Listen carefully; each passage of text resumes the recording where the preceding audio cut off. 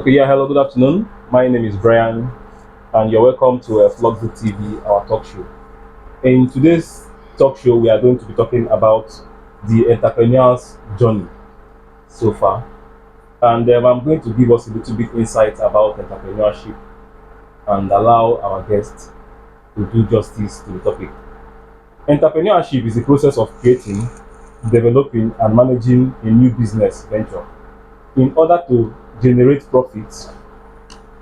It involves identifying a business opportunity, assessing the feasibility of the idea, developing a business plan, securing funding, and managing the day-to-day operations of the business. Entrepreneurs often take on a significant amount of risk in starting up a business. Entrepreneurship is essential for economic development and innovation. It creates new business and generates jobs, leading to economic growth and reduce unemployment. Entrepreneurs drive innovation, create new products and services that improve people's life. Social change can also result from entrepreneurship as businesses address social problems or promote social causes.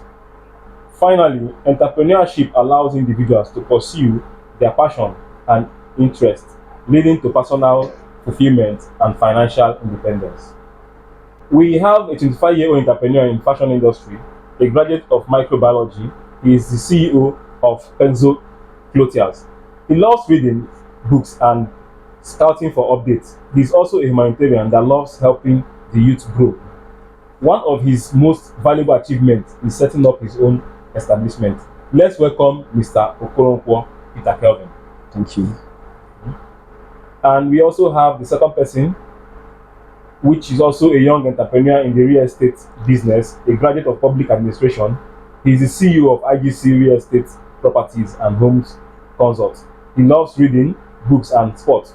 He is also a socialist that believes in the youth. One of his most valuable achievements, too, is setting up his own establishment. Let us welcome in the house Mr. Ikenata God's Gift. Thank you very much. Okay. So, Mr. Peterson, Yeah. I want to ask you this particular question. Okay. You are from the fashion industry Yes.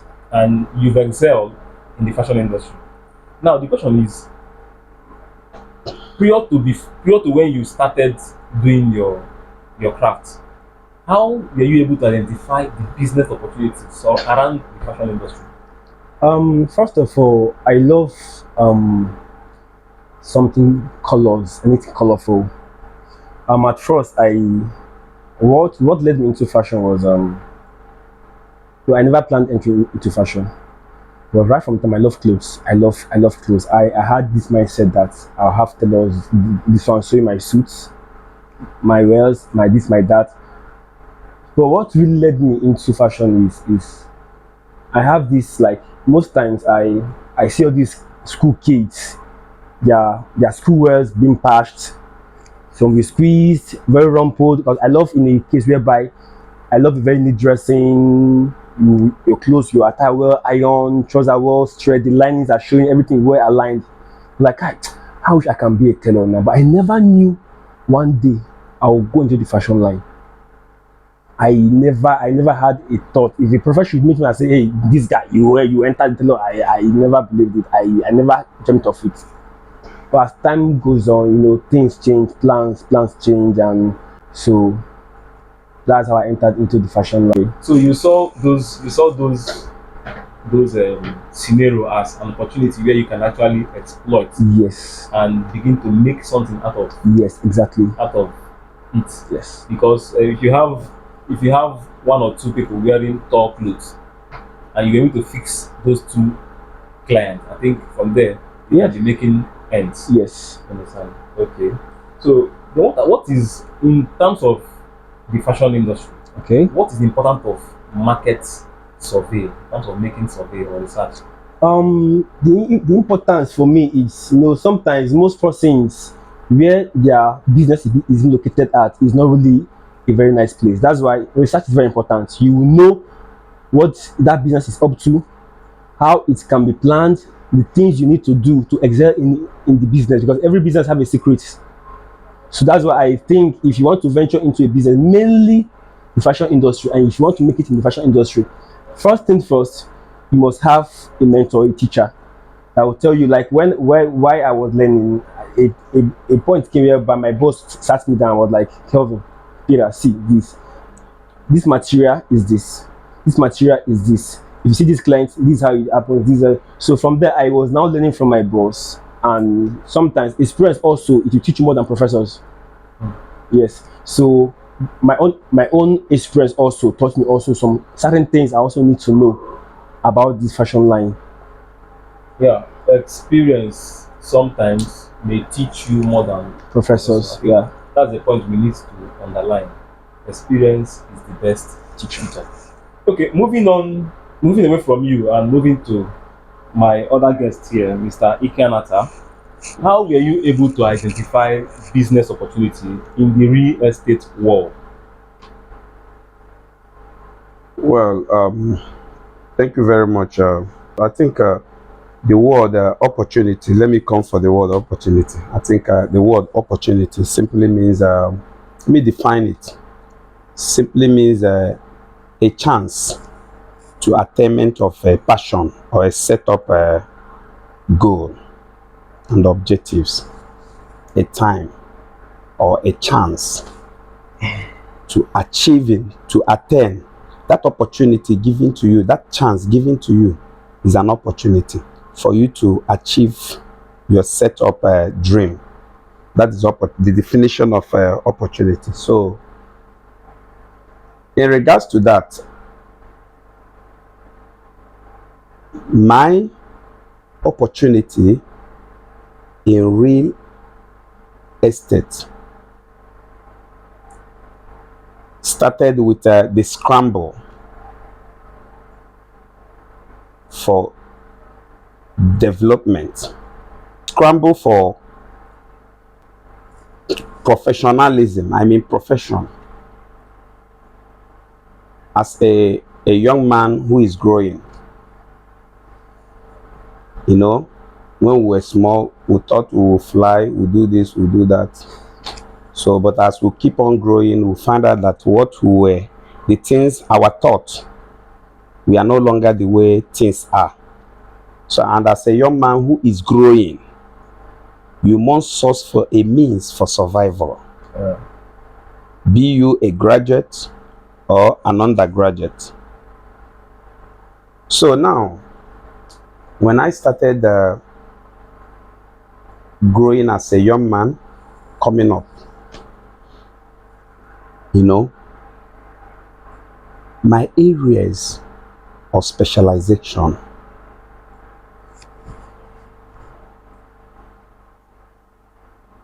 like I have sought for so many means of survival. I've worked in so many places as a young man coming up. I have been a manager, I've been a receptionist, I have been an auditor in some companies. But what prompted me or what pushed me into real estate was my experience for the search of shelter from people, individuals. Sometimes I see it that many a times you see people looking for apartments. Almost everybody, in fact, almost everybody around me, everybody I see, each of them looking for an apartment. When I mean apartment, I mean a house where they could lay their heads. So, you know, when I say that the high rate of people searching for an apartment are more within the community. You know? So, I said to myself, this could be an opportunity. Why not me venture into this agency work. We call it agency work in our normal Yeah, layman language. layman language. You say agency. I've seen many people looking for a house, you know. So I decided, as a man, a hungry lion, looking for something to eat, I said to myself, this could be an opportunity for me to, you know, to align myself, since I have seen many people looking for a house, an apartment to live. And as you secure an apartment for them, they still pay you your commission. So that commission mainly was what prompted me into venturing into that agency of a thing. Myself being somebody that always wanted the best for myself. I've always wanted the best for myself. When people got to know me very well, do you know that from the people I have secured apartments, many of them also come back to me asking me for a landed property. Some of them will tell me, I just want to live here for like 2 months, 2 years, or 1 year. I need a land. I need a property, even if it's a plot of land. I need to build my own house. So I believe that if this one goes well, I will still call you if I'm looking for. Some of them will ask me, do you also do land agent and so on and so forth? I will say yes, I do land agent. Meanwhile, I don't know much about land agent. I only focus on that apartment letting of apartment. So that was how I had the experience that in being an agent, you can make much money. And from there, I started looking for a higher version, becoming a realtor. I made some money. I joined real estate business properly. I went to the real estate school of thought, some of them in Lagos, some of them in Abuja. Wow. I started traveling from one place to another, from state to state, you know, trying to get more knowledge in real estate. So today, here we are. Wow, that's nice. I think one thing he said that actually caught my attention is he said he was hungry like a hungry lion. so he went into the business like a hungry lion, so that you can be able to grab your own opportunity. Yes. And clever with it. Okay. Well, we all know that opportunity is something that once they say opportunity come but once, but most times opportunity come more than once. You understand? But it's always good to make use of that opportunity. That first time, Yeah. you saw that opportunity, because you might not see it the same way. Opportunity have different ways and different, experience that comes with it, and different moods. You understand? So we are going to look at the challenges that you encounter during your early stage. Now you've seen the opportunity, you grab the opportunity. I want to believe there are some challenging moments, challenging periods too, that we are able to surface as you sojourn in that journey of entrepreneurship via the fashion industry. So what are these challenges that you went through during your own time? Okay. First of all, I want to reply your question with a question. Is it while I was learning or as a full-time entrepreneur? Okay, now challenges is always there. Yeah. Definitely. In physics, there's what we call in physics inertia. Yes. Inertia in physics. So it's a kind of force that is holding you from achieving something. Yeah. It's always there. Those are challenges.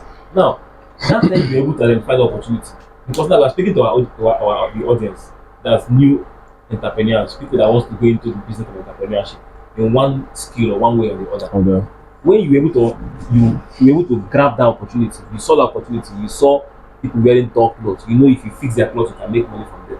You understand? And you say, okay, let me start by learning this thing. When you started learning, what are the opportunity, the challenges that you saw coming? You know, there must be challenges and failures too that you be like, ah, this thing, do you think I can be able to continue this field?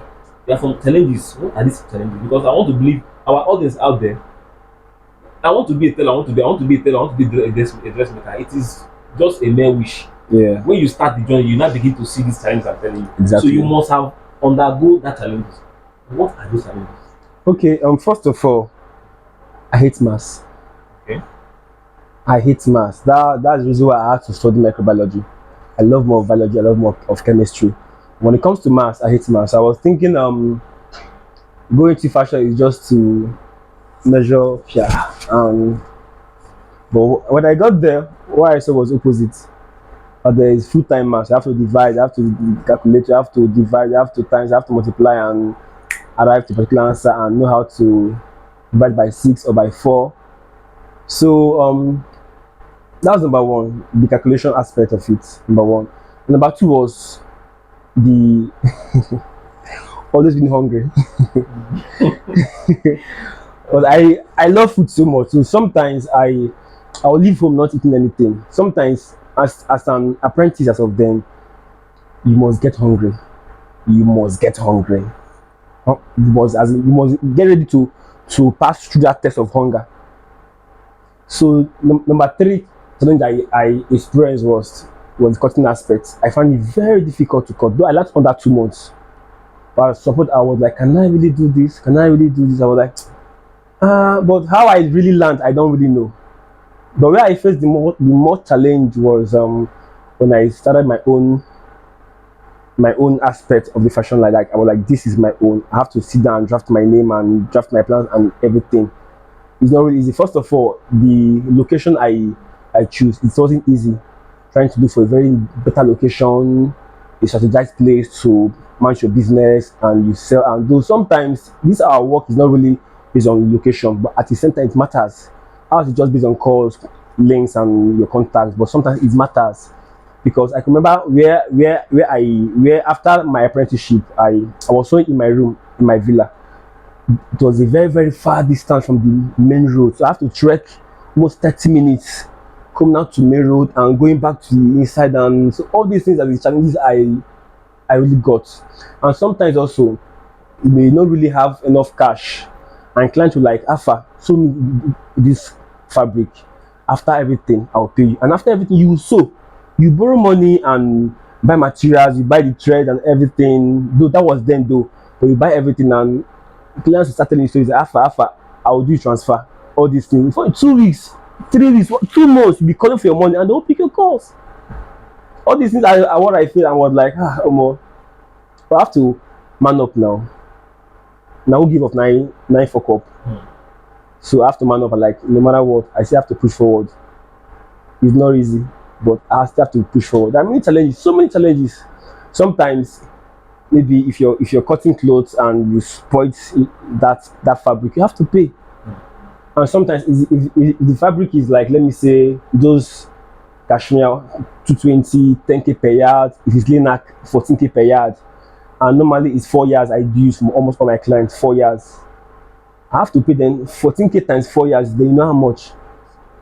It's a very huge amount of money and everything. So and sometimes the time constraint it takes making one outfit is not really easy. Cutting clothes, my knuckles are very very black and sometimes it hurts. All these things are the challenge. So if you're not really ready to enter into the fashion line, I think you better just look for something else to do because it's not really easy. Like it's not really easy.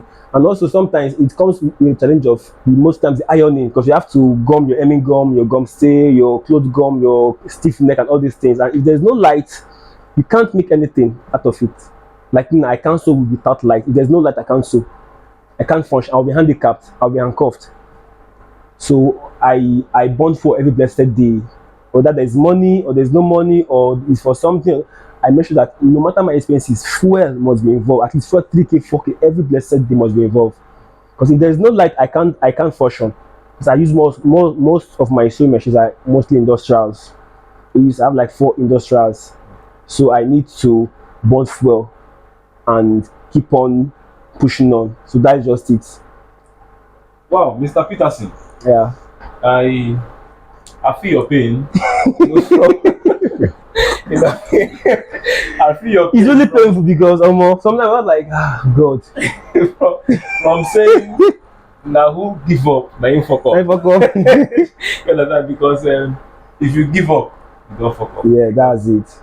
Considering the input you've put into the training, you put into everything, Yeah. and also considering the fact that you were able to switch from microbiology into fashion industry. So you see, If you give up, you don't yeah, I fuck up. fuck up. Fashion biology. Fashion biology.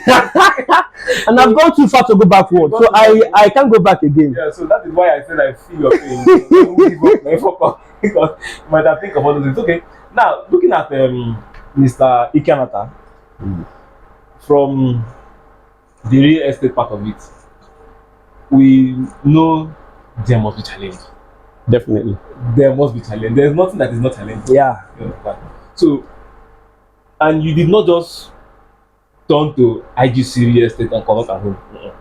You started from somewhere. Yes. You understand? So, what are those challenges that you face or you pass through during your growing period? Okay. Thank you. You know, as a young graduate, expecting a bigger thing, like to me, when we were graduating, I felt maybe we'll fly.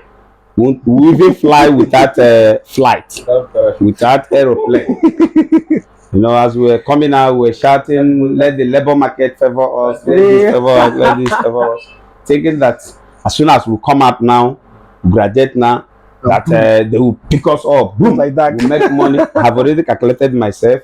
If I graduate, I will go to service this year, this same year. Next year, I have finished my service. The next one, Make I have money. gotten a job. The next one, I have make money. In 3 years time, in less than 3 years time, I started building house. The other one, I'm a car owner and also marriage, everything. Within 5 years, Settled life. Brand new life. I have settled. Brand new life. So with all things being equal, the reverse is the case. The way I was thinking it was no longer what I saw when I came out. So I graduated. I had nothing doing. See, everybody will carry file. They say this, they do that. Carry file along, and that was when I started thinking about myself, talking about this particular real estate. What to do, what to produce, how to produce it, how to manage this life. Because at that point, sometimes when we were in school, you could have an avenue or one thing or the other to extort money, either from your parents or your brother or your uncle, to hold yourself. But this time around, everybody is well known generally that you have graduated. So now even your parents are expecting you to get a job and start taking care of them and looking after your younger ones. So when you have graduated, you have nothing doing. For me to go into that letting of houses, I did a lot. In fact, I could say that was my stepping stone. That place really helped me a lot because I think much people knew me through that area before I now changed the scenario. The whole scenario changed. Then I used to write something I'll go to Cybercaf, I'll write a house to let and all the rest. I'll start pasting it along the street, in a post, in the houses, walls, and all the rest, from here to Douglas, from Douglas to Port Harcourt Road, New Owerri, World Bank, and all the rest. I see sometimes I will start marketing, or I will start advertising apartment to let. And you know what? most of those my schoolmates, those ones I graduated with, my classmates, they will start asking me, you see so many chat, ha, are you an agent now? Ha, so you do house rent? Ha, so you are now letting houses? Ha, you now an agent? You know, that kind of things is highly demoralizing. Sometimes when they tell me that, I feel like, nah. So after all the years I have spent in these higher institutions and all the rest and all the boasting, this is where it lands me. Some people will say, what am I seeing? You know? So their approach and writings and all their utterances is not that encouraging. It's a kind of demoralizing, like degrading the person I thought I was. Ha, are you not doing this? And my brother, like I said, a hungry man and a hungry man is an angry man. Exactly. Because I was very angry. I was very angry because I was hungry. Nobody at that time, even those people, those of them writing those things, telling me all that, they could not even offer me anything when I need help. They couldn't offer me help. So the means, they said the ends determine the means, and the means equally determine the ends. So I saw that this is the means for me to earn a living at that particular time. So I have no option than to venture. I overlooked all their castigations and their downgrading and so on and so forth. People will call me then because I used to write something on the paper, on sheet of paper. I start pasting it all around, even in the billboard and so on and so forth. People will come and they say, are you so this? Are you sure you are real? Are you not a scammer? Are you not this? Are you not that? People have not met for the first time. They kept on asking me such questions, and sometimes I have to take time to express myself, explain myself to them. No, I'm not. This is what I do. Some of them keep asking me several questions. Even when the person must have come in person and see that, yes, you are real, they will even degrade you. They will even say a lot of things before your face. But to me, I don't see it as anything. Anything, you can call me a fool and give me what I want. That was my determination then, as at then. Say whatever you want to say, but let it be that I am the one who has secured this place for you, and you give me my commission. Case end. So when we're going about this, many of them will confirm me after renting the apartment and letting the apartment and so on and so forth. They'll say that I'm a good person, you know, and the approaches I use this to my customers, they keep on recommending me, applauding me, you know, commending me for my approach, endurance, patience, and all the rest. So these are some of the challenges that I faced: downgrading and castigation. Then second one is this, the financial aspect of it. As a young, hungry man, I don't have money in my pocket. Sometimes you see somebody will call me, hey, I need a house in Ikenebu. I need a house in World Bank. I need a house in Irete. Please, we are now at Erano. Can you come there and meet us? Me as a person, sometimes I'm looking for money to feed myself, to eat. Somebody will be calling me to come to Erano. Then he needs a transport. I need to transport myself down there. Sometimes I don't have 1 naira to transport myself there. And that will push me to start asking my friends, please, can you help me with 50 naira, 100 naira, and so on and so forth. I do know the funniest part of it. Most times when you get there, you know, in letting houses, apartments, you ask them to give you the mobilization fee. When you ask them the mobilization, they will just look at you. They say, it's like, you are not serious. Come and show us house. If we like the place, we'll give you that money. You know that you tour around the environment, the vicinity. Maybe at the end of the day, the one they saw, you were advertising. They will still tell you that no, they don't like this one anymore. That they want another one. You end up taking them around, and after everything, they will not tell you, they will get back to you. You ask them for mobilization fee, they say, don't worry, they will get back to you.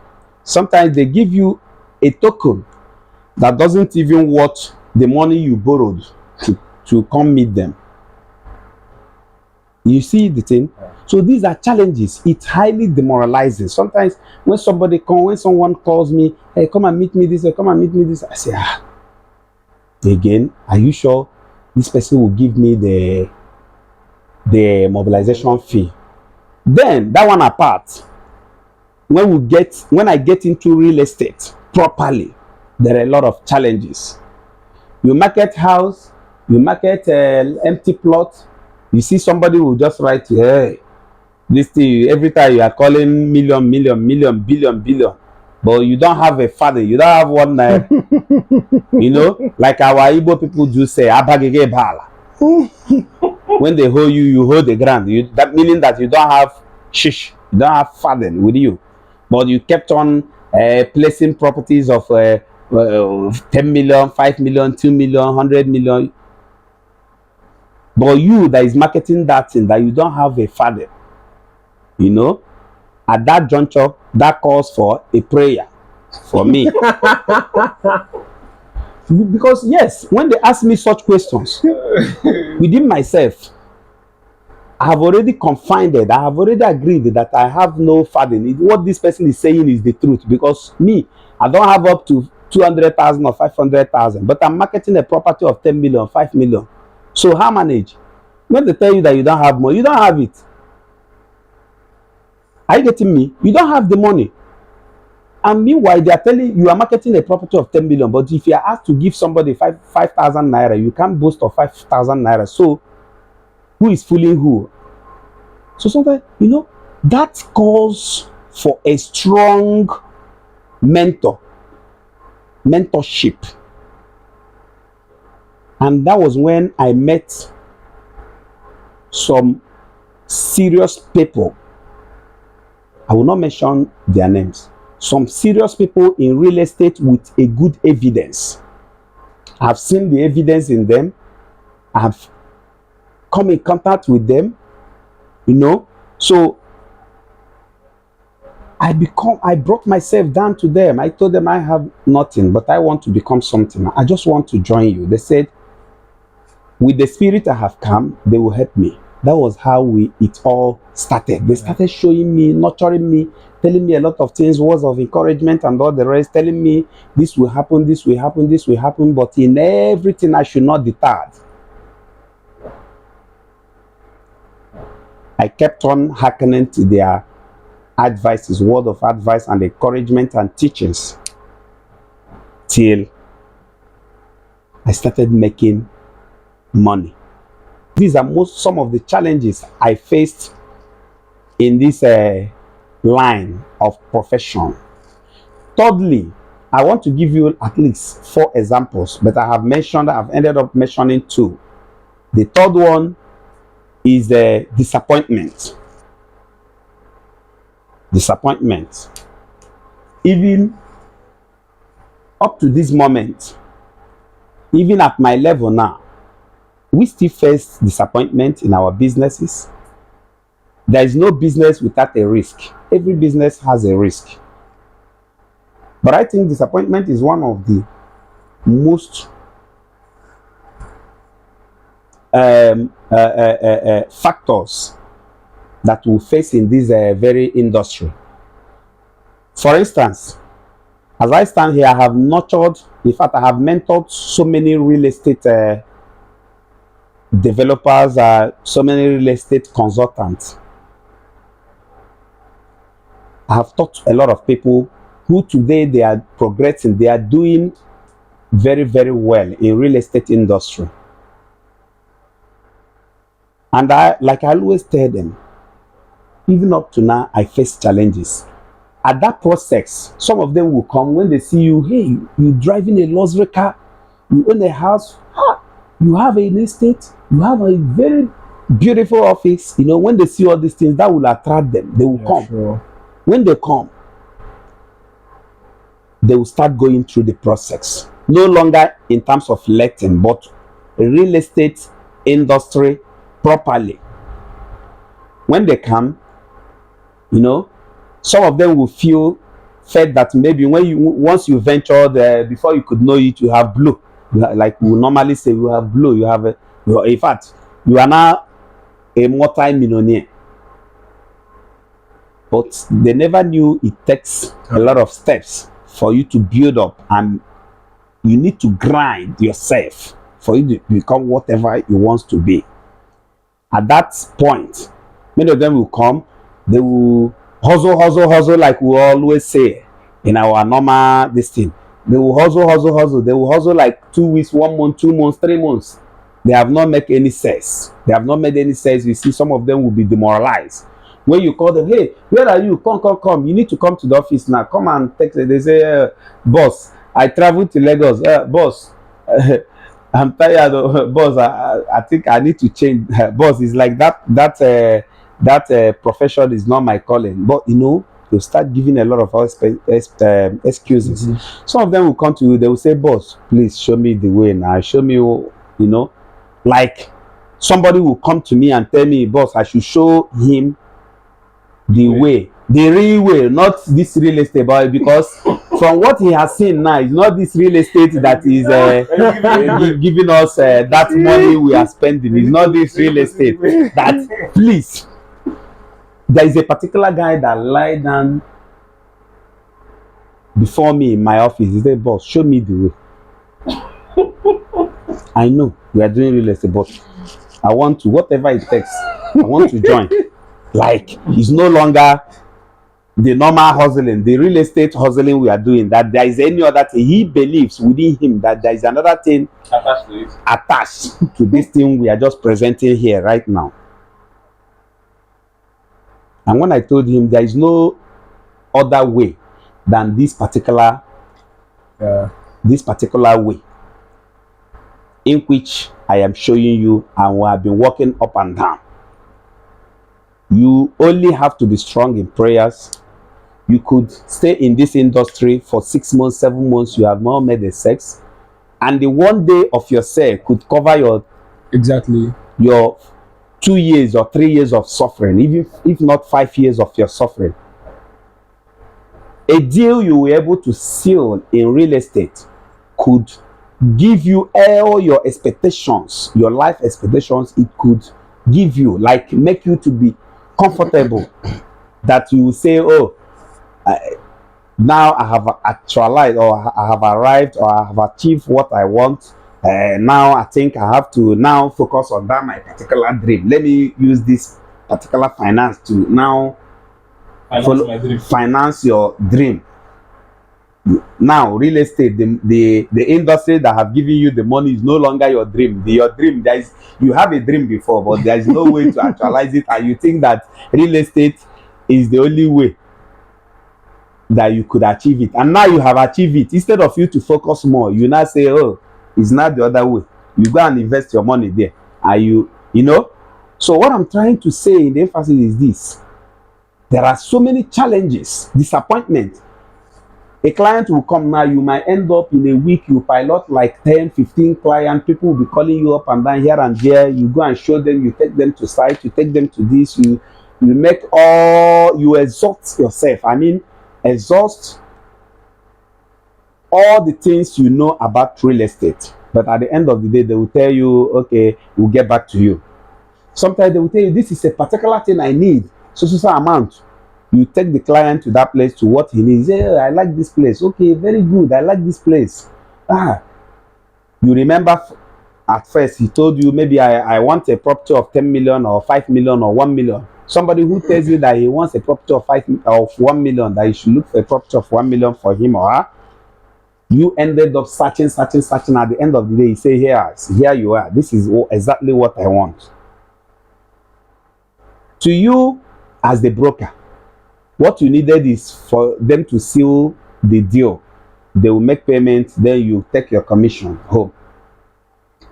At the end of the day, they will tell you, okay, we like this place. Okay, let's go and calculate. Let's go and reason together with my family. Then tomorrow I'll get back to you. We'll conclude it. You go home. with a full confidence, Expectation. that tomorrow these people will come and make payment. You might even end up going to buy some things on credit, I'm telling you. like going even to go and borrow Joy is from coming. somebody to enjoy at the moment that tomorrow something good is coming. Joy is coming. There is joy. Maybe that tomorrow you call the person does not pick your call. Call from that evening, he doesn't pick your call. Call till next week, he doesn't pick your call. The next one, he will call you and tell you, hey, it's true, I wanted something of 1 million, but something came up. Now I'm only having 100,000. Please, can you look for something of 100,000 for me? All your effort at first is now wasted. Yeah. You need to start afresh. Do you know that even at that, when you agree with the person to look for something of 100,000, you end up searching. At the end of the day, the person will not pick your call. I don't know if you are getting that Yes. type of dribbling. Disappointment. Sometimes you say, what is it? And my village people are after me. You may even think a lot of things. Some people will even go and soil their hand, thinking that somebody or some people, group of people, they're after their life. They say, nah, this thing abaka. This is abaka, that kind of a thing. Start looking for one thing or the other. Some will go and they feed themselves somewhere. Some will go to native doctor and all the rest to make sure to sort for their problem. But that is not it. It is professional. You must expect that. As I stand here, I seated here in your midst. Even if you tell me, hey, you need this, you do that. Yes, I know that I'm discussing with my client and this is what he needs. I'm not going to I will work as if without working, I will not make any progress. I will work to make sure I satisfy that your desire as my client. But even at that, at the back of my mind, I am not attaching any emotional feelings to that. Mm-hmm. And I'm not going to commit myself to anything because I see that maybe you sound very serious on that deal. I will never conclude until that day we are signing that document. I'm signing that document. I know that, yes, this one is sealed, it's done. Mm-hmm. Anything other than that, I will not attach my emotions there. But some people end up attaching their emotions in every particular business that comes their way. Mm. And at the end, once that business bounces, crashes, they will be demoralized. Most of them develop high BP. You call somebody, what did I say? I'm having high BP. I think I have high BP. If anybody, even if my pastor or my prophet tells me that this business will not settle, I will not believe it. What I'm seeing is like a dream. It's like a dream to me. I say, my friend, come here, let us do this. That kind of a thing. Because all these things, I have seen them all. So these are some of these challenges that could make one to get totally demoralized. Some of them will run out from the real estate industry because of the disappointment they have encountered, thinking that this is not the way. So we tell you that, hey, nah, I don't think this one is possible. I think with this place now I can make with this profession I can make more money. But with what I'm seeing, this thing is not for me. They will withdraw. Yeah, they will withdraw. Exactly. But in all I need to say is that uneasy lies the head that won the crown. Sure. And the determination, consistency, focus, and resiliency, that was determines your rising or your falling in real estate industry. Thank you. Yeah. This is an interesting part of challenges because even if you might have outgrown some of those challenges, I can still feel the pains from your voice. Telling you, it's not an easy one. I can still feel the pain from your voice because when you came down to using the word emotion. That is when I know that no matter how high you think you might have gone in that real estate business, you need to control your emotion. Yes. Honestly. Because emotion can actually, just like you said, some persons can go and start borrowing money on the hope of the client is going to pay tomorrow. Yes. Before you know it, you start to borrow money. They'll ask, okay, no. Let me go and buy Ghana must go so that we use it. Pack the, pack the money. And pack the money. Because the Pack, person, pack, the person is pack the money. Oh. Pack the money. In fact, as you are looking at the person, this is the money. Some will even tell you that the client is even carrying the money in the bag. If the money is in the boot, oh, once they see what they want, they will make payment. You should not be scared of anything. You will leave it. In fact, even if it's that 1 naira you want to use to feed your family, you might even use it to say, nah, take this one, take this money. How what you start sharing it at the end of the day. Everything. Nothing. And you see such person, you can imagine now. Sometimes you just come back home angrily, you just go to bed. Your wife or your family will be greeting you, will not talk to anybody, you just nah. You understand that situation, that point. Yeah, I think we have to go with the word emotion because in business, emotion is not supposed to be attached to business. No. You understand? Because emotion can make you will not think professional. You will not even reason that person is a fraudster. Yes. Because of emotion.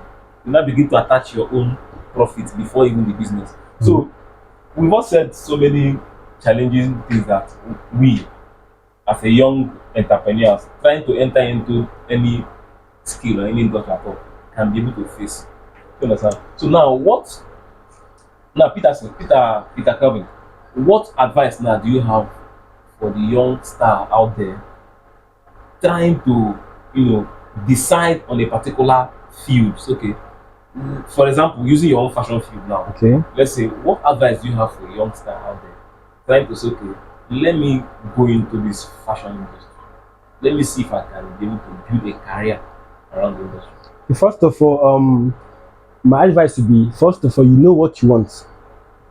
After knowing what you want, you prepare yourself, because a good soldier is not a soldier that prepares for battle during battle, but is that one soldier that prepares for battle even before battle starts. So first of all, you prepare yourself. You ask questions, make inquiries. What if I see this? How will I handle it? If I see this, how will I handle it? Then normally you will see it and you know how to handle it. Why? Because you've asked questions, you know what you will see and how to overcome it and how to maneuver it. So my advice to young guys out there that want to come into the fashion trend, or first of all, prepare your mind. Because me personally, some clients that they'll bring me fabric and they were like, if you spoil this coat, I will lock in. And that, these guys are mean that they'll lock in and they'll lock in sell. So you prepare your mind. Like, this is what you're entering into.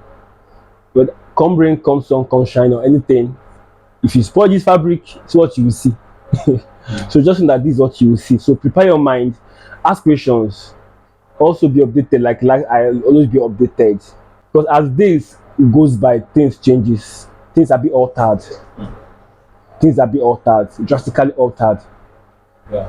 I think I got a point from what you said. You said a soldier does not prepare for a battle inside the battle. Yes, sure.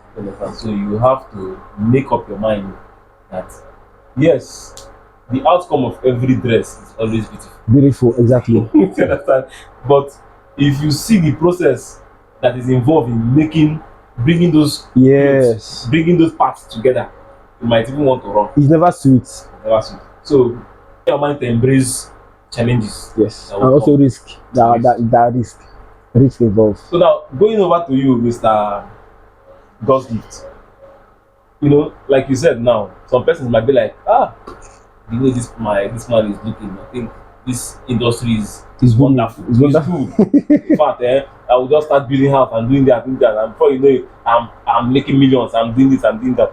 Just like you said, people advertise business and property. They'll say, I have a property, it's worth 10 million, it's worth 10 billion. He will say, the real estate agent will say, I have a property. Just like they say, it's not your property. You are just a broker. Yes. You are just a marketer. You understand? Now, what advice now do you have for those outside that wants to go into real estate business? What advice do you have for them? Very briefly. Well, real estate is a sweet profession, is a sweet business. But even at that, one needs to be careful. Is a business or an industry or a profession that one can venture into. First of all, you must have passion for that particular profession. Because I learned that when you have passion over something, whether come rain or come shine, you'll always stand by it, like adapt to it. If you want to join real estate, for those of them coming in, one need to have that passion.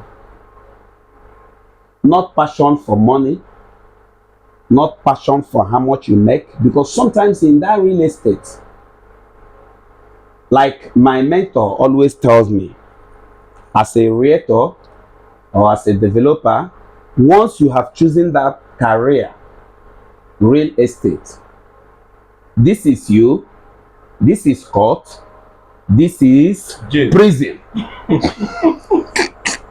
This is prison, this is court, and this is you and real estate. So that calls for carefulness. You know, you must have your mind, your sense of reasoning and everything intact for you to venture into real estate. You know, in this present time now, most people have bastardized the word real estate. They have bastardized the industry, you know. But I thank God, and I like it, you know. Most of them who just jump into or intrude into the business, they are seeing hell there, because you can't come and toil with someone's hard-earned money. Yeah. Many people saved that money. Some people saved that money for up to 10 to 15 years for them to secure a plot of land or for them to secure a particular property, building. And at the end of the day, you who calls yourself a professional or a broker, you wouldn't make your research very well, simply because you are looking for finance. Maybe you need an urgent money, and you think, or you thought that place, real estate, is the fastest place for you to make that quick money. When you jump into that place, you make such mistake without undergoing the process of nurturing, mentorship, and all the rest, knowing the do's and the don'ts, the rules and regulations guiding that industry. If you go there and make any silly mistake, that will land you in jail. Are you getting what I'm saying? That will definitely land you in jail. So, like I always tell people, you don't just jump into it. You must pass through some needles, like some hurdles, you know. Mentorship, knowing everything, the steps to go in real estate industry. Like as I seated here now, there are some calls, some kind of requests that will come to me. I will have to ask the client, my client, the customer, what exactly do you want, the purpose, so, you know, as it goes.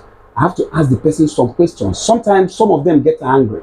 And I'll tell you, because you get angry and you want to patronize me, I will not undermine those areas or those important areas that I need to inquire from you, maybe to satisfy you, because I know that whatever that happens tomorrow, you will hold me responsible. So in that case, I need to find out exactly what you want and know the particular thing I have to give to you. So when I get knowledge of what you want and how to go about it, then I will go.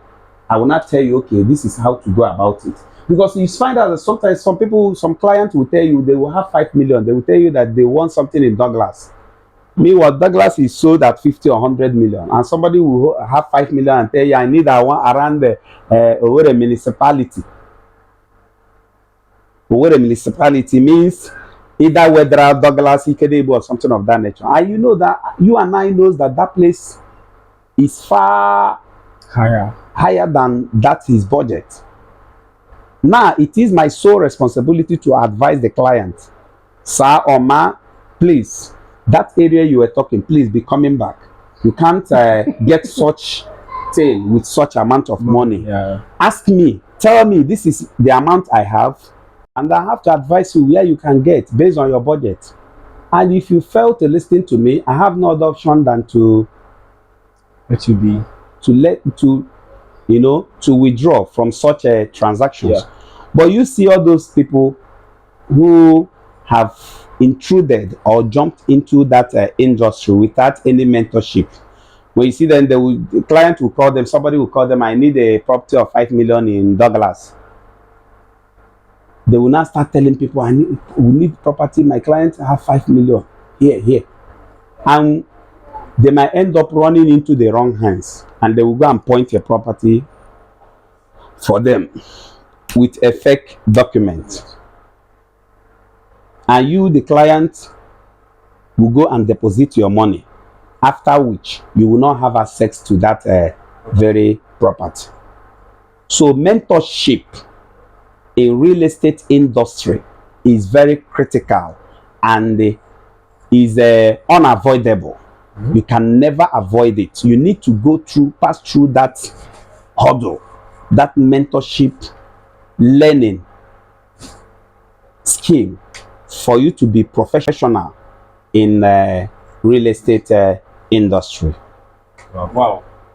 Mentorship in real estate business is unavoidable. If you're out there and you are a young chap, maybe perhaps you might have heard our discussion and you want to go into real estate. Remember, mentorship is unavoidable. Otherwise, see real estate, see you, see prison, see prison, see you, Serious. real estate. So, what I understood from this demonstration is, as a real estate agent or as a real estate broker, prison is not very far from close to you. you. It's not far from you. Not far from You are you. a potential ex-convict because you can go to prison for another person's mistake. Yes. In as much as you are in line with that transaction. Yes. If you have not done your due diligence, whether you're a barrister, whether you're a professor in real estate, you can actually be seen behind bar because of a little mistake. So I actually want to thank you guys so much for bringing out your time to actually share your experience to our listening audience. You talk about the opportunities, you talk about the challenges surrounding the various businesses you are into, and you also gave our listening audience the advice too. You understand? And which is almost similar to the same thing, because advice is advice. Yeah. Advice is not bad. You understand? So I want to specially thank you guys for bringing out time to share your wonderful experience to the listening audience. And I want to also speak to the audience out there too. I encourage you. Education is the key. Being a graduate is wonderful. Yeah, it's It's cool. bravo. It's excellent. But being a graduate does not guarantee success. From our guest speakers, he is a microbiologist. He's into fashion. The young man there is a public administrator, I'm an administrator, and he's into real estate. You understand? So you find out that your certificate does not guarantee your source of life living. It's true. So I urge you out there to look for something that you are so passionate about and begin to build a career around that particular skill. There's always a skill and there's always a career attached to every skill. So I'm going to end it here by still saying what I have said. It is not certificate. It is what? Certificate. Yeah. It is not certificate. It is what? Certificate. Yeah. I sabi do am. Maybe I get the certificate. Yes. And it is I sabi that will put money The practical aspect. in your Yeah, pocket. okay, Not exactly. certificate. I have seen so many certificates with no result, with no money in their pocket. But I've also seen so many certificates with huge Plenty amount of money, money in their yeah. pocket. So what are we saying? Let's not be too proud to come down and learn. Otherwise, if you no learn, you won't go join real estate na prison. Okay. If you no learn, you won't go into fashion Still prison. I still prison. Yeah. So you find out that if you take away mentorship from learning, na prison. Yeah. So I want to say a very big thank you for giving us time to speak to you. And nice to remain my humble self, Chidi Brian. And I said, God bless you. See you some other time. Thank you.